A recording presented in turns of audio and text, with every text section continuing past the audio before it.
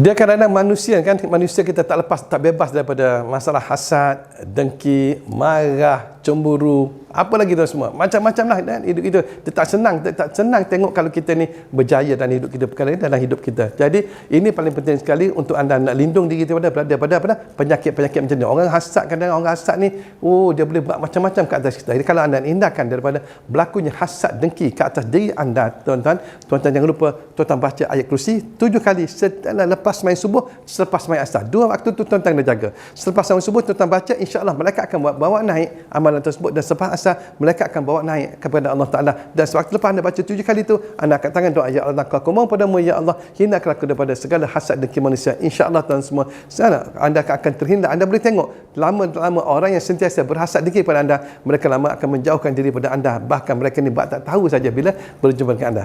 Yang baik, kongsikan pada sahabat anda. Assalamualaikum warahmatullahi wabarakatuh.